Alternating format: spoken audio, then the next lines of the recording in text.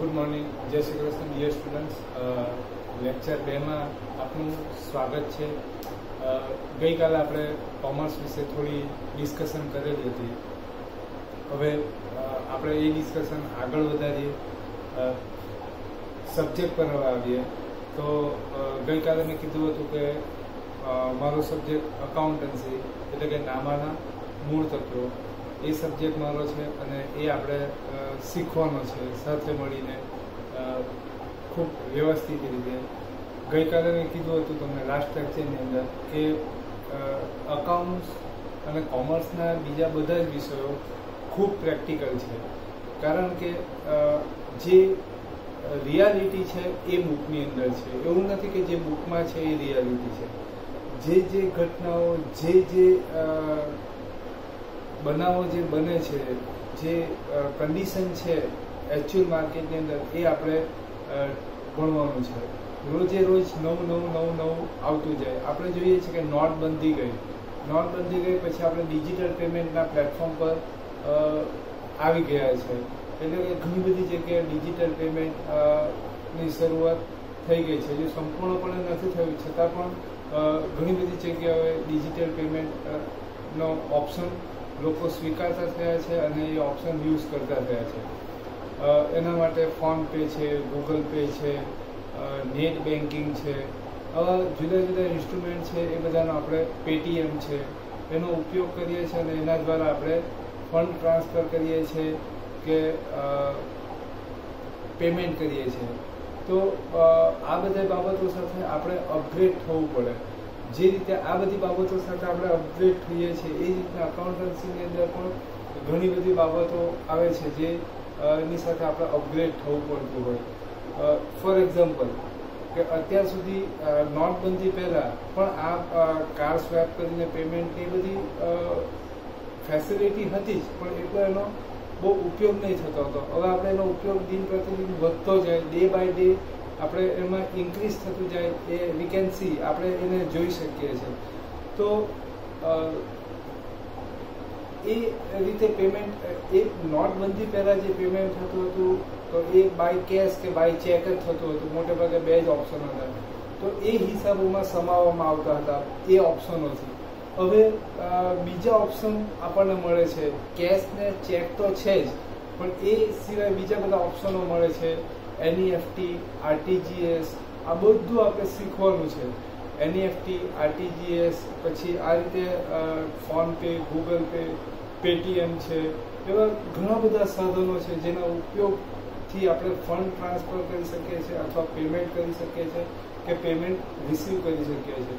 તો હવે આ રીતે બધી બાબતો હિસાબોમાં પણ જે આપણે કરીએ છીએ એ બધી હિસાબોમાં પણ સમાવવાની આવશે.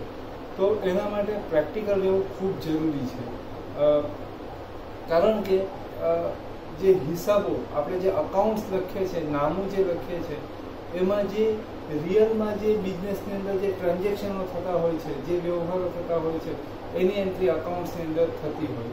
અને ટ્રાન્ઝેક્શનો ની કોઈ લિમિટ નથી કે આટલા ટ્રાન્ઝેક્શનો થાય.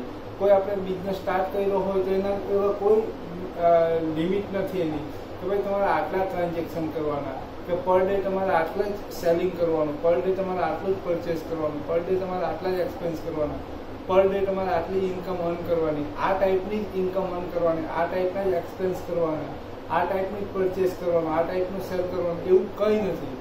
બિઝનેસને જે રીતે જે ટાઈમે જે કમ્ફર્ટેબલ હોય અને જે એના માટે વધારે બેનિફિટ કરતું હોય એ રીતે એનું બિહેવિયર હોય અને એ રીતે ટ્રાન્ઝેક્શનો બનતા હોય. તો કહેવાનો મિનિંગ એ છે કે આ બધી વસ્તુઓ ગોખી શકાય એવું નથી. એટલે એના માટે આપણે એકદમ પ્રેક્ટિકલ રહેવું પડે. જે આપણા અકાઉન્ટના સ્ટેપ જે છે એ બધા સ્ટેપ આપણે ક્યાં એન્ટ્રી કરીએ છીએ, શા માટે એન્ટ્રી કરીએ છીએ, એ બધી બાબતોની ઇન્ફોર્મેશન આપણી પાસે હોવી જોઈએ. કારણ કે તમે ગોખવાથી તમે કદાચ 11th ની અંદર કે 12th ની અંદર કોઈ સારા માર્ક્સ લાવી શકશો, સારા ટકા લાવી શકશો, પણ તમે એક સ્ટ્રીમ પસંદ કરી છે તો તમે 12th પાસ કરશો તો એનો કોઈ મિનિંગ નથી.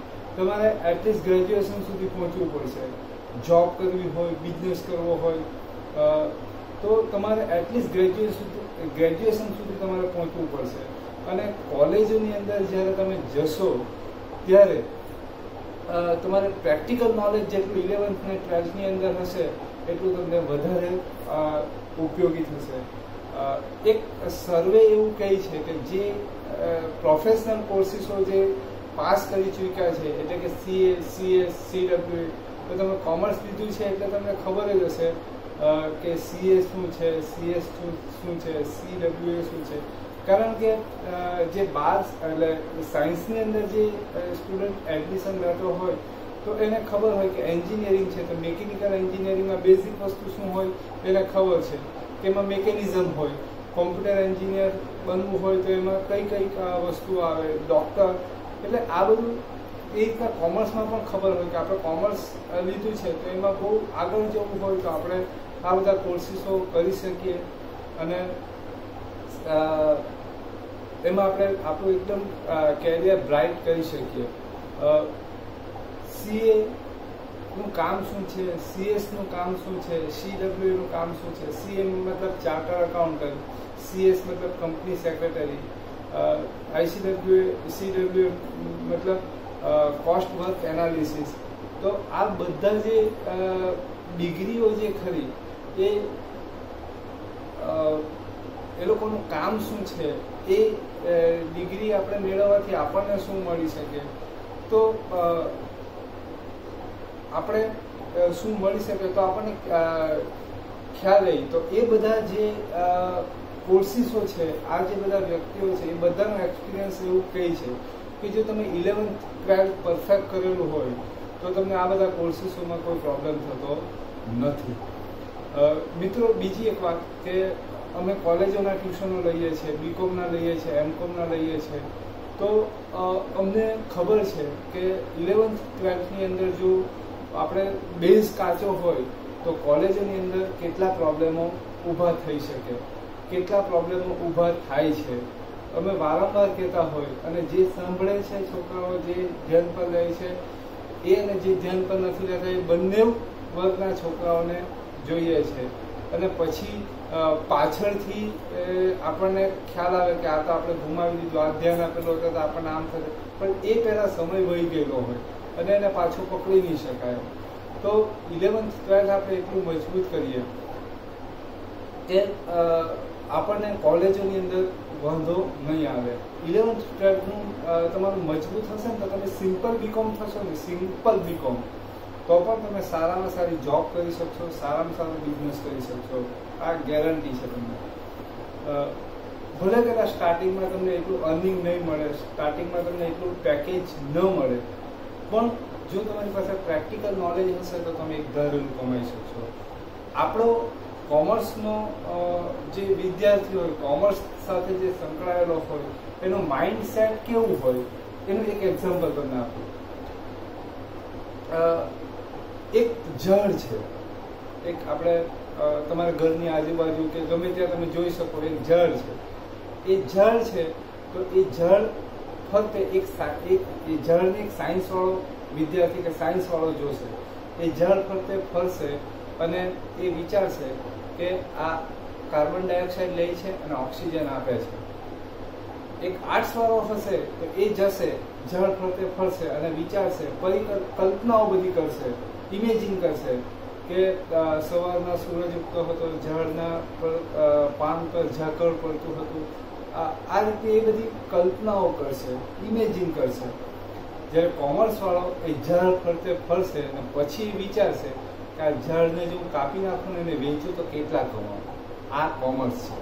બરાબર? કેટલા, ક્યાં ફાયદો, ક્યાં નુકસાન થાય એ વિચારી હતી એ કોમર્સવાળો. એટલે આપણે એ વિચારસરણી પર જવાનું છે. તો એના માટે આપણે પ્રેક્ટિકલ થવું પડશે તો જ આપણે, કારણ કે ગોખેલું બહુ લાંબો સમય સુધી યાદ રહેતું નથી અને અકાઉન્ટ્સ એ દરિયા જેટલું છે. તમને ગઈકાલે કદાચ મેં કીધેલું હતું કે કેટલાઓ પ્રકારના અકાઉન્ટ છે. તમે આગળ ભણશો ને એટલે ફાઇનાન્શિયલ અકાઉન્ટ, મેનેજમેન્ટ અકાઉન્ટન્સીના પણ ઘણા બધા પાર્ટ આવશે. કોસ્ટ અકાઉન્ટન્સી, કોર્પોરેટ અકાઉન્ટન્સી, એટલે કોર્પોરેટ લેવલ પર જે બધી કંપનીઓમાં જે બધું બનતું હોય એના હિસાબો કેવી રીતના લખવામાં, એના અકાઉન્ટ્સ કેવી રીતના લખવામાં આવે એ કોર્પોરેટ અકાઉન્ટન્સીની અંદર આવશે. ગઈકાલે કે પરમ દિવસે તમે પેપરમાં જોયું હોય તો રિલાયન્સ ઇન્ડસ્ટ્રીએ રાઇટ શેર ઇસ્યુ કર્યા. તો એ રાઇટ શેર ઇસ્યુ કર્યા તો એ ઇસ્યુ કર્યા પછી એના માટે જે પબ્લિક જે ઇન્વેસ્ટમેન્ટ કરશે, ઇન્વેસ્ટમેન્ટ આવશે તો એના હિસાબો, એના અકાઉન્ટ્સ કેવી રીતના લખવાનું, એને કેવી રીતના મેનેજ કરવાનું, એ કામ આપણે કરવાનું છે. એ કામ આપણે કરવાનું છે. રિલાયન્સને બ્રાન્ડ પર, એના નામ પર લોકો પૈસા આપી દેશે, પણ એને મેનેજ કેવી રીતના કરવાનું એ કોમર્સવાળા કરશે. તો એ બધી વસ્તુ આપણે કોલેજોની અંદર ભણવાના છે. પણ એ કોલેજોની અંદર આપણે ત્યારે સમજી શકીશું, ત્યારે ભણી શકીશું જ્યારે આપણું 11th 12th મજબૂત હશે. મિત્રો, એક વાક્ય ધ્યાનમાં રાખો અને 12th પતે ત્યાં સુધી રોજે રોજ વિચારજો. એટલીસ્ટ ત્યાં સુધી નહીં વિચારે ને તો પણ 6 મહિના ખાસ આ વાત ધ્યાનમાં રાખજો કે અત્યાર પછીના 6 મહિના તમારા માટે ખૂબ અગત્યના છે. 6 મહિના એ 6 મહિનાના બધા દિવસો, એ બધા દિવસના બધા કલાકો અને એ બધા કલાકોની બધી મિનિટો અને એ બધી મિનિટોની બધી સેકન્ડો એ ખૂબ અગત્યનું છે. કારણ કે તમે કદાચ આંકડાશાસ્ત્ર છે, ઇકોનોમિક્સ છે, BA છે, એ તમે કદાચ 1 મહિનો પછી પણ શીખી શકો, પણ અકાઉન્ટ્સ એ તમે પાછા નહીં શીખી શકો. એ ગમે ત્યારે તમે ઈચ્છા થાય ત્યારે તમે નહીં શીખી શકો. એ ગઈકાલે મેં કીધેલું હતું, લાસ્ટ લેક્ચરમાં કીધેલું હતું કે અત્યાર સુધી જે તમે ભણ્યા એની અંદર પ્લસ માઇનસ, ડિવાઈડ, મલ્ટીપલ, આ જે બધી વસ્તુઓ છે, રીડિંગ કરતા આવડે છે, તમને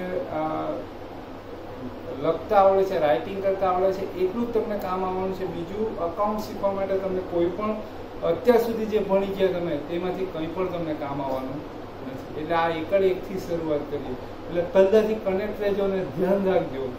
આપણે હજી જે અકાઉન્ટ્સનું પહેલું સ્ટેજ છે, પહેલી એન્ટ્રી જે છે, જેને આપણે અંગ્રેજીની અંદર જર્નલ બુક કહીશું અને ગુજરાતીની અંદર આપણે એને આમનોમ કહીશું, તો એની અકાઉન્ટ્સની એન્ટ્રી કરવાનો પહેલો ચોપડો છે, પહેલી બુક છે. તો ત્યાં સુધી પહોંચવા માટે આપણને 1.5 મહિનાનો, એટલીસ્ટ 1.5 થી 2 મહિનાનો ટાઈમ જશે. ત્યારે ગઈને આપણે ત્યાં પહોંચીશું. ત્યાર સુધી તો તમારે બધું સાંભળવાનું છે. કારણ કે આ બધું આપણે વાંચી પણ શકીએ, મોડે પણ કરી શકીએ, પણ આનો કોઈ, જ્યાં સુધી તમે એને સમજો નહીં ત્યાં સુધી તમને આનો કોઈ મિનિંગ નથી. એક એક્ઝામ્પલ તમને આપું, આ બધું શું કામ જાણવું જરૂરી છે. ફીઝ એટલે તમે સ્કૂલ ફી ની વાત કરીએ. સ્કૂલ ફી એ શું છે? તો કદાચ અત્યારે તમે સામે બેઠા હોય તો કોઈક એવો આન્સર આપશે કે સ્કૂલ ફી ઇન્કમ છે, કોઈક એવો આન્સર આપશે સ્કૂલ ફી એક્સપેન્સ છે, મોટે ભાગે કદાચ બધા એવો આન્સર આપશે કે સ્કૂલ ફી એક્સપેન્સ છે. પણ એ તો તમારા પોઈન્ટ ઓફ વ્યૂ એક્સપેન્સ છે, પણ સ્કૂલના પોઈન્ટ ઓફ વ્યૂ આપણે થિંકિંગ કરીએ તો એ ઇન્કમ છે. ફ્રોમ સ્કૂલ માટે એ ઇન્કમ છે, તમારા માટે એ એક્સપેન્સ છે. Same is salary. What is salary? Salary is expense or income. Salary ખર્ચ છે કે આવક છે? તો કોઈ એક પાર્ટી હશે, એક પક્ષકાર હશે, એક બાજુ એક વ્યક્તિ માટે, એક પર્સન માટે ઇન્કમ હોય તો સેકન્ડ માટે એક્સપેન્સ હોય. એટલે જે સેલરી આપે છે એના પોઈન્ટ ઓફ વ્યૂ એક્સપેન્સ છે, જે સેલરી લે છે, રિસીવ કરે છે, એના માટે ઇન્કમ છે. એટલે આપણે અકાઉન્ટ્સ પહેલા કોના માટે લખવાનું છે, ધેટ ઇઝ મોસ્ટ ઇમ્પોર્ટન્ટ. એ ખૂબ અગત્યનું છે. તો તમે એને એક્સપેન્સ છે કે ઇન્કમ છે એ ગણી શકો. એટલે આ ખૂબ ખૂબ અગત્યનું છે. પહેલા તમારે એકદમ ધ્યાનથી સાંભળવું પડશે. પહેલા 1 મહિનો આપણે કન્વર્સેશન જ ચાલશે. અત્યારે આપણે આ ડિજિટલ માધ્યમથી મળીએ છીએ, ડિજિટલ મીડિયમથી આપણે મળીએ છીએ, તો અત્યારે આપણે ફેસ ટુ ફેસ ડિસ્કશન કરી શકતા નથી. પણ આ જરૂરી છે, જ્યારે પણ આપણે ફેસ ટુ ફેસ મળીશું ત્યારે ફરી પાછું આપણે ડિસ્કશન કમ્પલસરી કરવું જ પડશે. કારણ કે તો જ તમારો વ્યૂ મને ખબર પડશે અને મારો વ્યૂ તમને ખબર પડશે. બરાબર છે? બીજા બધા સબ્જેક્ટો કદાચ આપણે આ રીતે માધ્યમથી શીખી શકીએ, પણ અકાઉન્ટ્સ એ એક આપણે છોકરું જે 6 મહિનાનું જન્મ લે, બર્થ થાય એનો, ત્યાંથી આપણે 6 મહિના સુધીનું કરવા માટે આપણે જેટલી કાળજી રાખીએ ને એટલી કાળજી અકાઉન્ટ શીખવા માટે રાખવી પડે. કારણ કે જો એમાં જો થોડું ઘણું પણ કચાશ રહી ગઈ હોય ને તો તમારે જ્યાં સુધી ભણો ત્યાં સુધી તમારે પ્રોબ્લેમ બધા ફેસ કરવા પડે, ફેસ થયા જ કરે તમારે. એટલે આપણે એટલી બધી ઝીણવટ રાખવી પડે. 16-17 વર્ષથી અમે ભણાવીએ છીએ, છતાં પણ જ્યારે 11th કોમર્સ, બીકોમના ક્લાસ લઈએ છીએ, એમકોમના ક્લાસ લઈએ છીએ, બધા મીડિયમોના ક્લાસ લઈએ છીએ, છતાં પણ જ્યારે 11th કોમર્સ જ્યારે સ્ટાર્ટ કરવાનું હોય ને, તો it's a very tough challenge. એટલે એ બહુ મોટી ચેલેન્જ છે, કારણ કે ઝીરોથી શરૂઆત કરવાની છે. આપણે ફર્સ્ટ સ્ટાન્ડર્ડથી ફરી પાછું ભણવાનું છે. ઓકે, તો કારણ કે એમાં જરા આપણે બિલ્ડિંગ, મકાન બનાવીએ, આપણું ઘર બનાવીએ, હાઉસ બનાવીએ, એના પાયામાં જો ઉપરથી ગમે તેટલું સારું દેખાતું હોય, પણ એના પાયામાં જો આપણે મજબૂતાઈ ન હોય ને, તો એ મકાન ગમે ત્યારે પડી જાય. પણ જો એનો પાયો મજબૂત હશે ને, તો એના ઉપર ગમે એટલા માળ તમે બનાવી શકશો. આમાં પણ એ રીતનું છે. આ આપણે બેઝ તૈયાર કરીએ છીએ, પાયો તૈયાર કરીએ છીએ, એટલે એમાં જરા પણ આમ તેમ થાય એ નહીં ચાલે. આપણે મકાન બનાવતા હોય ત્યારે કેટલી કાળજી રાખીએ, આપણો પાયો ખોદાતો હોય ત્યારે એમાં જરા તરા પણ આમ તેમ ન થાય તેની આપણે કોન્ટ્રાક્ટર કામ કરતો હોય ત્યારે માથા પર ઊભી રહીને આપણે એની પાસે ઝીણવટ એટલી રખાવતા હોય. કેમ? તો કે પાયો જો મજબૂત નહીં હશે તો તકલીફ ઘણી બધી થશે. તો અહીંયા પણ પાયો મજબૂત હશે તો તમે કંઈ પણ કરી શકશો. તમે એની ટાઈમ, અને હું તમને પ્રોમિસ આપું છું કે જે વસ્તુ તમે શીખો છો એ વસ્તુઓ જ્યારે તમે ઇન્ટરવ્યુ રૂમમાં જશો, કે જ્યારે તમારે કોઈ તમને તમારા નોલેજ વિશે તમારી એક્ઝામ લેશે, કે પરીક્ષા કરશે, તો ત્યારે તમે એને બધા રીઝનથી તમે જણાવી શકશો કે આ રીઝનથી આ એન્ટ્રી આમ થાય, આ રીઝનથી આ એન્ટ્રી આમ થાય. તમારે ગોખવું નહીં પડશે.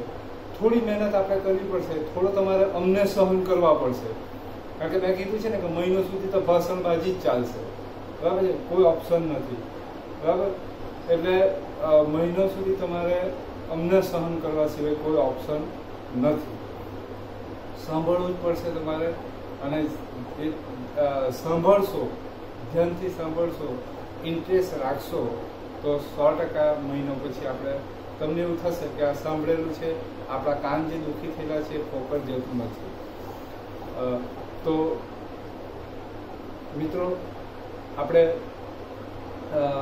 અકાઉન્ટ્સની વાત કરીએ તો પહેલાં આપણે એ જાણવું પડશે કે અકાઉન્ટ્સ, કોમર્સમાં મેઇન સબ્જેક્ટ અકાઉન્ટ શું કામ છે, એ શું કામ આપણે ભણવાનો છે, બરાબર છે.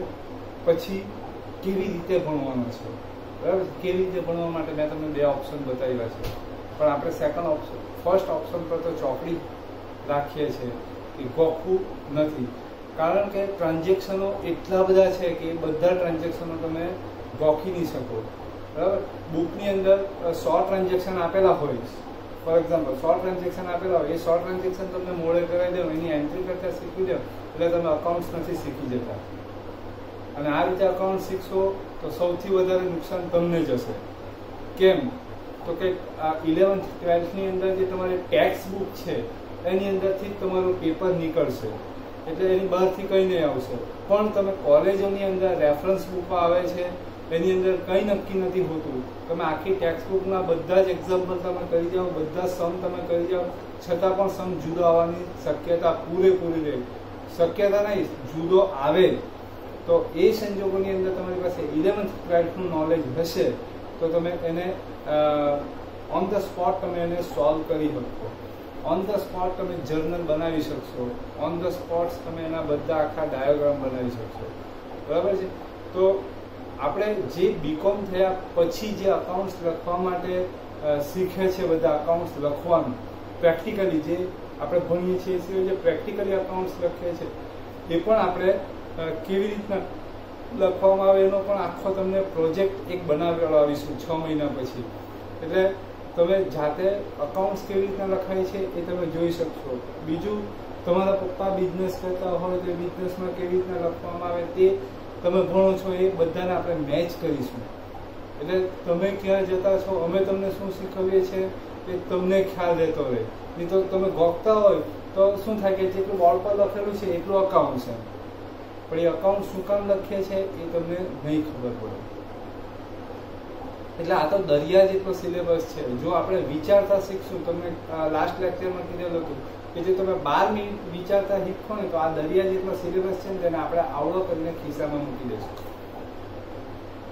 તો તમારે ખાલી વિચારવાનું છે, બાકીની મહેનત અમારે કરવાની છે. એટલે એની ચિંતા નથી, જવાબદારી અમારા પર છે કે અમારે તમારા માઇન્ડની અંદર બધા કોન્સેપ્ટ કેવી રીતના ક્લિયર કરવા છે. તમારે તો ખાલી 2 કામ કરવાના છે, એક વિચારવાનું છે અને જ્યાં તમને નહીં ખ્યાલ આવે, જ્યાં તમને પ્રોબ્લેમ લાગે ત્યાં કોઈ પણ સમયે સ્કૂલના ટાઈમિંગમાં કે સ્કૂલ પછીના ટાઈમિંગમાં તમે ગમે ત્યારે પૂછી શકો. તો અકાઉન્ટ્સ આપણે થોડુંક અત્યારે સ્પીડ ધીરી રાખીએ, કારણ કે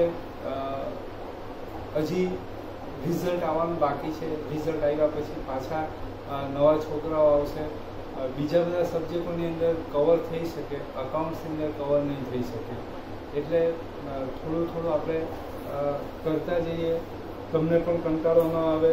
અને એ રીતે તો આવતીકાલે આપણે ફરી પાછા મળીશું. ખાસ ધ્યાન રાખજો, કંટાળો નહીં લાવતા અને નિયમિતપણે જે વિડીયો તમને ગ્રુપ પર લિંક મોકલવામાં આવે છે એ નિયમિતપણે જોતા રહેજો. કારણ કે આમાં તમને કીધું છેલ્લામાં છેલ્લી વાત કે દરેક સેકન્ડ અગત્યની છે. 10 મિનિટનો વિડીયો હોય તો 10 મિનિટ અને એ 10 મિનિટની 10 સેકન્ડ અગત્યની છે. બરાબર છે? તો ખાસ તમને રિક્વેસ્ટ છે કે નિયમિતપણે જોતા રહેજો, કનેક્ટ રહેજો. બરાબર છે? અને જે કંઈ પણ ક્વેરી હોય એ પર્સનલ પર મેસેજ કરીને, પર્સનલ કોલ કરીને કે ગ્રુપ પર મેસેજ કરીને કહેતા રહેજો. તમને જે 2 દિવસથી સમજાયું એમાં તમને બીજો કોઈક નવો આઈડિયા આવતો હોય તો એ પણ શેર કરતા રહેજો. બરાબર છે? તો અત્યારે જે જીએસટી છે, આપણે જીએસટી પણ આ વર્ષે ભણવાનું છે. બરાબર છે?